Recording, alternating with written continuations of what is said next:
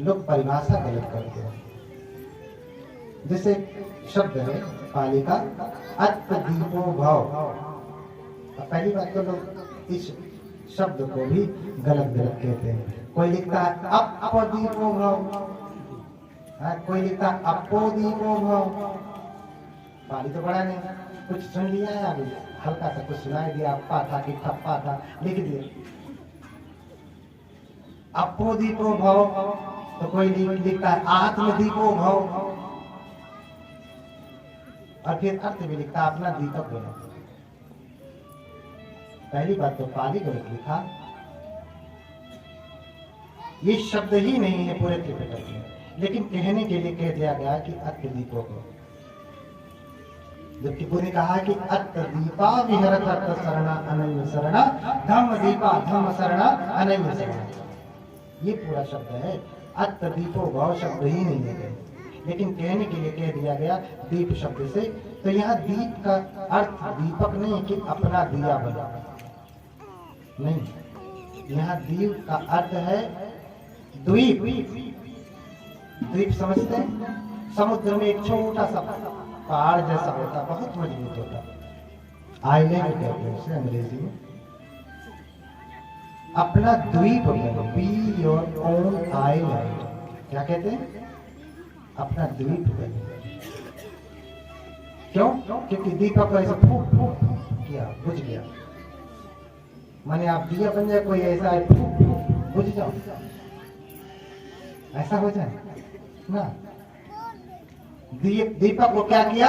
ऐसे फूक फूक किया और दीपक बुझ गया। तो आप इतने कमजोर बनो कि कोई आए दो चप्पल मारे और छीन के लेके चल जाए, नहीं। जैसे समुद्र के बीचों बीच में एक आइलैंड होता है, द्वीप होता है, समुद्र की इतनी मजबूत लहरें भी उसको ठोकर मारती हैं, लेकिन छोटा सा द्वीप है, इतना बड़ा समुद्र और इतना तेज धार जाकर के उसको धक्का मारती है, तो भी उस द्वीप को हिला नहीं पाती, इतना मजबूत होता है।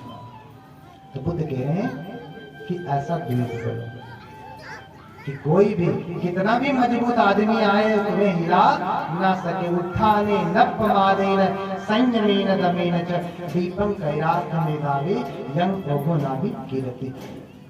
भगवान कह रहे हैं कि उद्यम से, प्रयास से,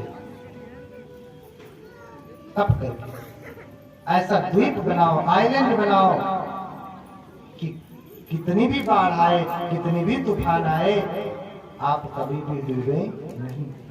तो आप इतने मजबूत बने, इतने मजबूत बने, सशक्त बने कि आपका कोई रोआ भी टेढ़ा न कर पाए, ऐसा बुद्ध कह रहे हैं। लेकिन व्याख्या उल्टा कर दे, इसी शब्द की व्याख्या उल्टा पुल्टा कर दे। तो आपको कह दिया कि भगवान ने सुअर खाया और मर गए, तो इसमें कौन सी नहीं है, तो कुछ कह देंगे। अच्छा है कि सुअर से खराब कोई जीव नहीं तो वो भी कहते कि ये खा के मरे। क्यों? क्योंकि उनको तो बुद्ध से नफरत है। बुद्ध ने शुक्र मध्य खाया। शुक्र मध्य क्या है? शुक्र शकरकंद भी होता है, और छोटे छोटे कुकुर मुत्ते जो आप कहते हैं ना मशरूम, वो भी शुक्र होता है। पाली का शब्द है ना, अब नहीं पढ़ने वाला क्या जाने।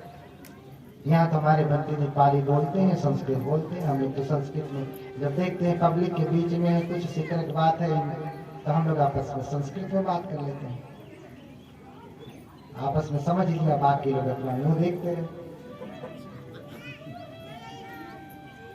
तो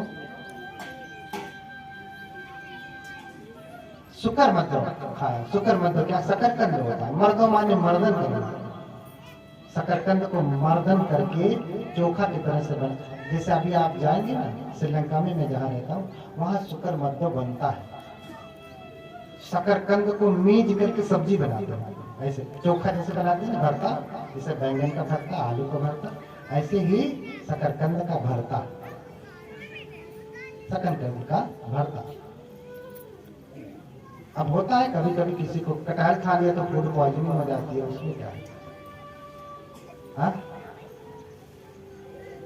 तो वो शकरकंद था, या मशरूम कहें तो मशरूम था, न कि सुअर। और जो चंद्र सुकरिक ने बनवाया था उसने इसका भरता बनवाया था, शकरकंद का भरता बनवाया था, और जिसे भगवान ने खाया। लेकिन वो कहते हैं कि ये तो मांस खाया, मांस खा करके मर गए। ऐसा नहीं है। तो भगवान कह रहे हैं कि जो गला बांध के लाता है, काटते समय देखता है, जो खरीदता है, जो पकाता है, जो परोसता है, जो खाता है, सबको पाप लगता है। और जो ये कहता कि भिक्षु संग मांस खाता है, तो भिक्षु सन्यासी कभी मांस नहीं खाता, अपितु सन्यासी सिर्फ भोजन करता है। अंतर समझ रहे हैं? सन्यासी सिर्फ भोजन करता है। भोजन क्या? जब हमको भोजन दिया जाता है, जैसे रोज अजय जी भोजन कराते हैं, इस विहार में अन्य उपासक लोग हैं जो भोजन कराते हैं, तो अधिवासी करके कहते हैं कि बनते मेरे द्वारा भोजन को आप ग्रहण करें। तो हम लोग एक मंत्र पढ़ते हैं। कौन सा मंत्र? कि पटि संख्या योनिषु पिंड पातन पटि सेवामी नेव दवाय न मदाय न मंदनाय न विभूषण। किस लिए? मैं भली प्रकार से जान करके भोजन कर रहा हूं। हमको 56 प्रकार का भोजन नहीं चाहिए। हाँ, भली प्रकार से जान करके भोजन कर रहा हूं। इसलिए हम सभी भक्तगण मिल करके आपके द्वार पे आकर के, नहीं तो अजय जी तो हम लोगों के लिए 56 पकवान पूरा व्यवस्था किए, और इतने पकवान, हर चीज महंगी महंगी बढ़िया एकदम राजा महाराजा की तरह से सारी व्यवस्था किए हुए हैं। लेकिन नहीं, एक दिन भोजन किया, हमने कहा नहीं, इनके घर पे भी जो आज जाना चाहिए। इसी बहाने ये कुछ अपने घर से निकाल करके हमको दान स्वरूप देवे, इससे ये बुद्ध के पुण्य में भागी हो जाए।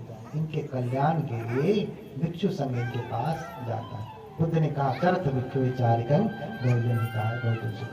हम भिक्षा मांगने नहीं गए थे, हम चारिका कर रहे थे। चरत भिक्षवे चारिकम, हम चारिका करने के लिए गए थे, आपके ऊपर अनुकंपा करके, दया करके कि कम से कम एक रोटी दे दो, थोड़ी सी सब्जी दे दो, या कुछ दे दो, इसे दे करके आप थोड़ा सा पुण्य अर्जन कर दो।